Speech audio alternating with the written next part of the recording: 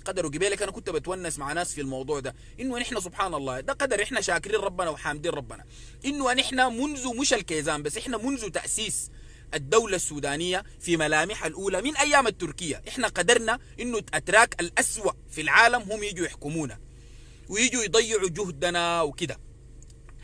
قدرنا إنه اللي يعملوا ثورة على الأتراك كويس للأسف تتعامل بطريقة غلط. ما دارين نقعد نخش في جدل.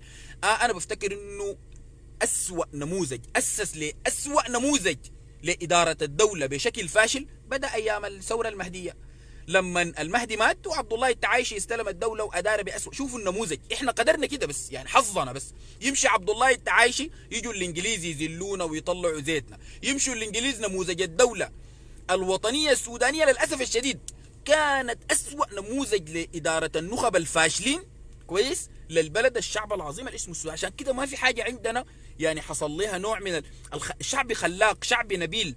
النبله اللي عندنا ده ما لقينا فرصه. يعني الكلام ده قبالك جمع الناس ديل بمناسبه شنو الونسه دي كان عن الغنى ومصطفى سيد احمد ووردي والجابري، الابداعات، الناس ديل العباقره في التلحين. قلنا انه الاغنيه السودانيه دي كانت حتكون اعظم اغنيه اتغنت باللغه العربيه، لانها هي قالت كلمات عربيه والسلم بتاعها ما هو السلم العربي. احنا لو كان لقينا فرصه في الاعلام كان بقينا يعني وصل، لكن ما قدرنا نوصل اي شيء حقنا. ليه؟ لاننا للاسف الشديد رازعين، احنا بنرزع تحت الانظمه القهريه، يجوا يمارسوا فينا امزيتهم. ما الانقاذ بس اذلت الشعب السوداني ومدته فرصه انه ينطلق وخلت بلدنا مقعده دونا عن دول العالم ودونا عن شعوب العالم. ال 30 سنه بتاعت الانقاذ هي كانت هي الاسوأ، لكن النموذج بتاع الدوله 100 سنه او 100 وحاجه من 200 سنه من ايام الدوله التركيه. احنا الانظمه اللي بتحكمنا بتكون كان انظمه وطنيه ولا كان انظمه مستعمره مستبده؟ هي النماذج الاسوأ. يا اخي في مستعمرين ذاته بنوا بلدان بشكل كويس، يعني في بلدان اسال مستعمر فيها قدم حياه كويس. احنا حظنا كده بس. اما الدوله الوطنيه بتاعتنا من زمن اسماعيل الازهري كويس ابو الاستقلال وقدم، لكن برضه النموذج ما كان عظيم. الدوله الديمقراطيه ما اخذت فرصه في السودان، والحكم العسكري كان بيفرض خياراته وامزجته. يا شباب شيروا الفيديو ده، شيروا لو سمحتوا عشان الناس كلها تسمع ونقدر نوصل صوتنا. لو سمحتوا عايزين اكبر كميه من الشير لو تكرمتوا يعني. فكده احنا سبحان الله ف انه دائما الانظمه ما بتدينا مرادنا، ما بتدي الشعب السوداني فرصته. وعشان كده انا حاسس انه احنا ما قاعدين في مكاننا الطبيعي في العالم ده بجد. يعني الناس جو فرضوا، الحكام اللي فرضوا امزجتهم علينا وفرضوا ارائهم علينا، وهم كده الزول السوداني العظيم ما لقى فرصه. جو الناس السودان نموذج الزول السوداني اللي عايز يعمل الحاجه، الزول اللي مثلا تلقاه ما بيعرف يسوق وداير يسوق عربيه، سايق في الشارع ده يغلط ويقرصك بجاي تتكلم معاه يقول لك هذول الشارع ده حقك برك. نوع ما بيعرف يسوق ومصر انه يسوق، نوع ما بيعرف يغني وشايل عود وحايم وسط الناس الا يغني، نوع كده، نوع ما بيعرف سياسه وعايز يتكلم في السياسه وعايز يقول انتوا عملتوا شنو. زي النموذج الاسي حاليا الهمني للفيديو اللايف ده. انا جيت ماشي بشارع كوبر من الخرطوم وماشي بيتنا، لقيت الطرمبه فيها صف. سالت يا اخوان الصف ده طويل ولا قصير؟ قالوا لي والله لا طويل لا قصير. يا اخي وقفت. اول ما وقفت في الصاله نزلت القزاز عشان اسال. طوالي يتلموا فيني شباب، يا بوشي بالله انت بتجيب صف؟ قلت له شنو يعني ما اجيب صف؟ يعني انا هجيب بنزين وين لو ما وقفت صف؟ ما كل الشعب السوداني بيجيب صف. لا بالله والله ما كنا قايلين لكم انتوا بتجيبوا صف. ضحكت قلت له لا بنجيب صف. هقول له شنو يعني؟ اول ما جيت فتحت اللايف ده في زول كتب لي يا بوش انت طول عمرك عاطل، لقيت العربيه دي من وين وجبت القروش دي من وين؟ فشوفوا التعليقين دول هم اللي الهموني انه انا اتكلم عن موضوع انا لي فتره اصلا عايز اتكلم عنه. يعني سبحان الله يا اخوانا. والكلام ده لو لاحظتوا عنده علاقه بنفس الموضوع اللي كنت بقوله هسه قبل شويه، موضوع انه احنا مقعدين دونا على العالم، والشخصيه العقليه اللي فرضت نفسها علينا زي جعفر نميري ده. هو زول ما عنده قدرات انه يحكم البلد، يعني ليه اصر انه يمشي يعمل انقلاب؟ وبعد ما عمل انقلاب كيت ناس مجلس قياده الثوره معه بس عشان يفرض رؤيته. 16 سنه ظل يحكمنا ويجرب في اراءه الفاشله. نفس الفكره عمر البشير، جابوا الاسلاميين انقلب على الاسلاميين ذاتهم الترابي وبقى اصر يفرض فكرته ويفرض رايه على رغم الفشل كده. شفتوا شخصيه الزول السوداني العنيد اللي هو ما بيعرف الحاجه وبس الا يعملها؟ هو ده النموذج اللي اسي حاليا نفس الزول النموذج السائد في مجتمعنا. انه والله الناشطين السياسيين ديل كويس يعني زي الزول اللي قال لي ما بتجي في الصف، الزول كده فهم كده ناشطين السياسيين ديل شيطنه السياسيين اللي بدت من ايام الانقاذ برعت فيها انه والله الزول السياسي ده زول انتهازي، ديل ناس بتاعين كده بامتيازات، وديل والله السياسي ده اصلا شغال سياسه عشان يرطب، عشان بس يخش السلطه دي ويلقى قروش كرش ويركب عربات ويرتاح، فهم مشيطنين السياسيين. لكن الجانب الملام في الكاس ما بشوفوه. النموذج بتاع الانقاذ، لانه الانقاذ ربتنا كويس، لانه الانقاذ نموذجه انه اي كوز ده مما نشوفه معناه دخل بقى كوز ده معناه داري يرطب، داري يلم قروش، داري يبني، وداري يعرس عرس سميح، وداري يعرس 3 4 نسوان، وداري يبني 7 8 عمارات. كجمت لك كجمه كبيره ولا لسه؟ والله الايامات دي فلان داك والله كاجم له كجمه كبيره. ده الثقافه اللي انتشرت في السودان، لانه الكيزان فهموا الناس ورسخوا، جزء منهم فهموهم وجزء منهم رسخ في بالهم انه السياسي ده اصلا بقى سياسي، بس المفروض يعني السياسه دي شغل للترطيبه، الزول بيشتغل سياسه معناها حيلم قروش بالطرق الاسهل، بس ينظم نظمي ويلم قروش ويبني عمارات. النموذج اللي شافوا الشعب السوداني البسطاء منه عند الكيزان، فبيفترضوا في اي زول سياسي، فبيجي في احقاد كده تجاه السياسيين، ما بيشوفوا الجزء الملان انه السياسي ده اول حاجه ما لازم يكون بنفس طريقه الكيزان، ده نمره واحد. ونمره اثنين الكيزان ذاتهم سبحان الله بيقول لك انه في مثل كده بتاع انه الزول الحاجه اللي هو فيه كعبه بيحاول يلصق التهمه دي في الناس كويس. في مثل نوبي، انا والله ما اعرف، في مثل سوداني قريب للحاجه دي انا ما قادر اعرف معناه، لو في زول عارف يكتبوا لي، لكن في مثل نوبي جميل بيقول تفا بن ديفي هازده، تفا بن ديفي حاسد، يعني الزول اللي ابوه ميت حاسد، يعني بيكون متمني كل الناس ابهاتهم يموتوا. ده مثل فكرته بنفس المفهوم ده، انه الزول اللي فيه حاجه شينه بيتمنى انه الحاجه دي تظهر في كل الناس.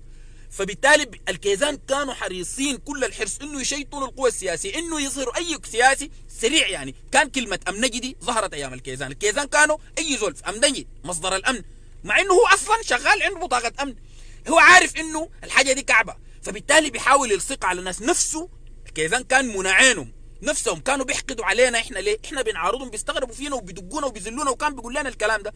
يا اخي انت مالك يا زول، تعال شوف مصلحتك. بيستغربوا انه في زول عاقل كده يخلي خيار انه يجي يخش السلطه ويركب عربيه ويعيش مرتاح وفي امان، لا جهجه لا مرمطه، ويرطب ويلم قروش ويشغلوه في حته ينهب نصها زول بيخلي الفرصه دي ويمشي يتمرمط. فكانوا بيحقدوا علينا حقد غريب، بيشوفوا فينا الشرف والامانه اللي فاتتهم فبيحقدوا عليك، بيكونوا مستكترين الحاجه دي فيك نفسهم انه انت تبقى معاهم. يا اخي الكيزان ده وريني طوبه في الواطه، جهاز الامن ده ما جه حنس عشان تبقى معاهم، ما خلى زول في السودان ما كانوا بيجي بحنكوا اسمع دايرينك تبقى معانا. منو وروني كده ما كانوا حريصين انه يبقى معاهم ويبقى فاسد. يا اخي انا اقول لك الكيزان ده في اعتقالي 2017 قالوا لي بالنص، وانا اقول لكم الكلمه دي والكلام ده كويس ان شاء الله يتسمع، قالوا لي عبد الرحمن الصادق المهدي عديل، والضابط اللي قال لي الكلام ده اسمه عباس الطاهر، وانا هذا قاعد والله شفت لو دايرين كره هذا، شفت احنا قاعدين والثوره قامت ونقول الكلام. قال لي عبد الرحمن الصادق ما زول بتاع نسوان، احنا شقته المؤجره في خرطوم 2 حارسينها له نحن، وما عندنا شغلات داري سكر الداري اعمل الداري يسرق فلان الفلاني ذاك ما بنى عمارات، ما عندنا مشكله كويس. قال لي عديل، قال لي احمد بلال عثمان ده ما هذا حاليا خش معانا، وهو زول ما مؤتمر وطني وما حركه اسلاميه، لكن هذه بيبني في العمارات، ومرته فلانه هذا بتبني في الشنو، بتعمل في الكافتريات، احنا عارفين ما لكن زول معانا في صفنا ده بنساله في محاوله منه لانه يقنعني انه ايام شغل حركه 27 والعصيان ومبادره جماعه الطاقات انه احنا نبقى معاهم نخش الحوار الوطني، في محاوله منه عشان يقنعني بالحاجه دي. بيقول لي العرض ده انه والله يعني نظام بيغريني، نظام انه والله يا اخي انت احنا بدل ما نشيطنك نطلعك بتاع بنات وفاسد وكده، انت حتى لو دار تبقى بتاع بنات احنا ما عندنا مشكله يعني، وحتى لو دار تسرق احنا ما عندنا مشكله، بس تكون معانا بس. فبالتالي ما خلوا زول ما حاولوا يفاوضوا. يا اخوانا شيروا الشير يا شباب، الشير لو سمحتوا الله يرضى عليكم، لو سمحتوا يا اخوان، اي زول ما بكلفك شيء انك تعمل شير عشان تحمي لنا الفيديو ده ما يقطع، وعشان صوتنا ده يصل للناس اذا الكلام ده كويس. واذا انت شايفه كعب برضه شير، خلينا نتفضح، انت ما شايفني كعب شير عشان الناس يسمعوا كلامنا ده ويسمعوا الكلام الشين ده ويميزوا، يعني مش كده؟ طيب فبالتالي التركيبه بتاعتهم تركيبه بتاعت زول كويس عايز يطلع كل الناس دي الكعبين، فبالتالي زرعوا الحياه دي، كانوا حريصين يشيطنوا الناس، عشان كده شيطنوا كادر الاحزاب دي امنجي. والله يا اخ فلان داك جا داير يبقى شنو ده رطب، دفعوا له واشتروه، ثقافه اشتروه واتباع. زول المعروض للبيع ده الثقافه دي ما ظهرت وتأطرت الا ايام الكيزان زرعوا جوا الشعب السوداني انه اي سياسي ده معروض للبيع، عارض ضميره كده، ضميره شايله للبيع. اسهل شيء انت العربيه دي جبتها من انت رطبتها من وين؟ يا اخي اقول لك كلام يا اخي، ما هو انا ما سياسي، بس انا ما زول المفروض اكل واشرب واعيش. انا لما كنت متمرمط للزول اللي بيسالني الكلام ده، لما كنت انا متمرمط ولا لاقي شغل وما لاقي اكل كنت عايش كيف انا زمان؟ انت كنت قاعد تسالني كويس. لما انا ما كان عندي عربيه وما كان عندي حق المواصلات وكنت شحات جعان، انت كنت قاعد تساعدني؟ ما كنت قاعد تساعدني. طيب انا لما انا جاسف وكده وبيجي ما لازم اكون الا بعتها يا اخي. حتى لو بعتها انت مشكلتك معي شنو يعني؟ ما هو ده السؤال. مش ما هو انا عارض شنو للبيع؟ هل حاجه حقتك انا عارضها لك مش ضميري؟ طيب انت مشكلتك شنو مالك يعني؟ ما هو ضميري ده انا زمان لما 20 سنه من عمري 22 سنه كنت بتمرمط وبتزلى وبتدقى وكده، انت ما كان الموضوع ملفت بالنسبه لك يعني؟ بس بقى ملفت بالنسبه لك يعني الجزئيه بتاعت انه انت يعني المفروض ما اكون عايش حياتي كلها اكون بس مديوس كده. وعلى فكره في ناس ده الزول اللي كتب التعليق ده ما بكون امنجي او كوز زول خسيس يعني، لكن انا برد ما عشان هو، برد عشان فكره توضح للناس. لكن في ناس بسطة عاديين اسهل شيء بقى الايامات دي مرهق انا بالمساله دي، وانا بكون عارف ما كلهم كيزان. انت جبتها من وين؟ ثقافه اتزرعت جوا الناس يا ولد، انت حطقني. ثقافه اتزرعت جوا الناس كويس. طبعا يا اخوان انا وصلت المسدس، فلما نصل المسدس طبعا الناس حتتلبش لو انا قعدت اكورك، حيقولوا الزول ده مجنون. طبعا لما نصل المسدس اشغل لكم اغنيه ظريفه ثاني ولا اعمل شنو؟ فالمهم فثقافه كده انزرعت جوا الناس يا اخواننا، انه والله يا اخي الزول يعني المفروض يكون بس قاعد متمرمط طول عمره. ما تفكروا. انا يومتها في قناه ام درمان بكر المدني سالني السؤال ده وشرحته يا اخواننا يا جماعه. اسهل شيء انا احنا ما ناس تخرجنا من الجامعه ومجاسس، وبعدين الزول بيقول لك انت عاطل طول عمرك ده اول بيتوقع. منو قال لك يعني احنا كنا قاعد نعيش كيف؟ منو قال لك احنا ما مجازفين؟ هاي احنا يعني الانقاذ دي حرمتنا من حقنا في الشغل. وانا شخصيا انا بوشي والله العظيم عندي صاحبي اسمه مهند حمزه ربنا يطراه بالخير، بيقول لك كركم سينياري في الكليه. الزول ده كان شغال في شركه كده قاعد لي قدام كمبيوتر. انا كنت السي في بتاعي خدته عنده، ان شاء الله يكون بيسمعني هسي. اقسم بالله انا مقدم في اكثر من انا اتخرجت 2007 والله انا من 2008 مقدم في اكثر من 200 كام و30 حته عشان اشتغل فيها. دخلت معاينات في حتتين بس والله من الاسم بتاعي. يا اخي انا عندي زول صاحبي ابوه عنده مكتب استخدام خارجي، مشى شغلني مع ابوه في المكتب. ابوه طردني قال لي يا ولد وعديل يا اخي الزول ده ناس الامن بيجيب لنا هوا، طردني يعني. يا اخي انا عندي زول صاحبي قبل كده ساقني مشى شغلني في شركه ماجيك لاند في حديقه ماجيك لاند كويس. بيعرف زول كده شغلوني بتاع كاشير، كان ده 2009. اشتغلت معاهم فتره العيد والله قال لي نجربك. والله انا اول يوم عيد رمضان شغال قاعد في الكاشير، بعد 3 يوم عرف انه بوشي ده زول عمني ونابلاح طردني. الكلام ده كمان قبل 2011 كويس. طردني يعني. اشتغلت في شركه زين، اشتغلنا في الكاستمر كير بتاع شركه زين في قسم ادخال البيانات. قالوا حنعينكم. بعد 3 شهور صفونا. انا شخصيا واحد من الناس اللي ابعدوني كويس. انا حياتي ما دخلت معاينه الا غير في حتتين بس. الحته الاولى شركه زين دي، بعد ما كملنا 3 شهور في المعاينه نفضونا. بعد ذاك في مصنع في كوبر وداني له برضه زول. مشيت عمل لي المعاينه ونجحت. والله انا متاكد الاسئله ما هي كلها اسئله بتخص الكهرباء والموتورات والماشينز وبتاع. سالت جاوبت الاسئله. ما اتصلوا علي. بعد فتره سالت صاحبي ده ليه، قال لي والله الناس دي يا اخي قالوا انه الزول ده سيد المصنع، قال الزول ده يا اخي زول عنده مشاكل مع ناس الامن وهو بيجوه ناس الامن وهنا عنده شغل بيهم. هو ما هنا ما في جهه كانت الناس كانوا بيزوقهم يا اخي. اهلي ما كانوا بيرضوا يشغلوني زمان. كنا بس في السوق ده نتمرمط نتزلى. في الوقت ده في زول كان بيقيف معانا ولا بيسال؟ ما كنا بنتزلى ونتمرمط ونبيع يا اخي. انا ناس الامن ديل كانوا مترصد. دقيقه خلوكم معايا يا شباب ثانيه واحده. كيف احوالكم؟ ان شاء الله تمام. الله يكرمكم. واقف معانا في نفس الصف. اي واقف في الصف. كيف احوالك؟ الله يديك العافيه. حظناك هسه في والله. الله يديك العافيه. كيف احوالكم؟ بخير. ان شاء الله كويسين. مبسوطين؟ كيف امورك؟ تمام. في زول قال لي يا اخي انت موقفك في الصف شنو؟ طيب لا قاعد تقيف في الصف. قال لي عشان كده انا عملت الله يبارك. ما اعرف احنا متخيلين انه شنو في ثقافه يتزرعوها الكيزان جوا الناس انه السياسي ده زول بس انتهازي. السياسي ده انتوا سياسيين كجمتوها والله يا سياسي لقيتوها والله. والعربيه دي لقيتها وين؟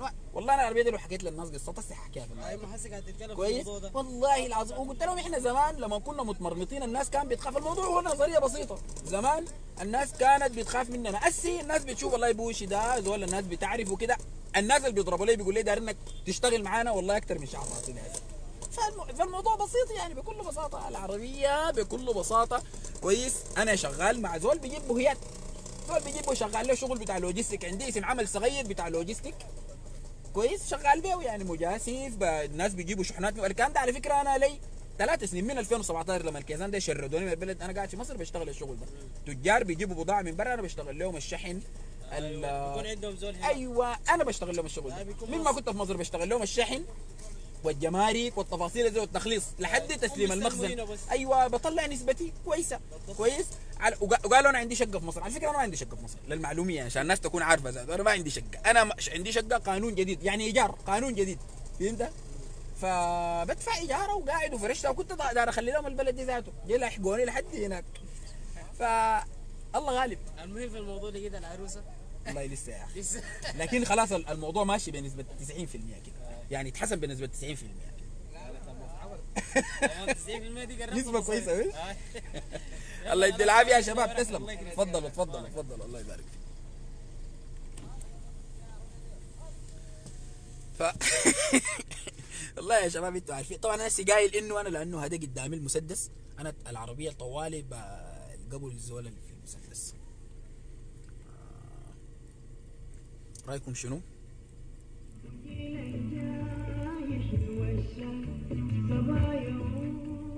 ثانية واحدة لحد ما اعملوا شير يا شباب شير شير شير شير لانه باقي الكلام ظريف لانه انا خاشي طوالي الزول ده قاعد يحاسب.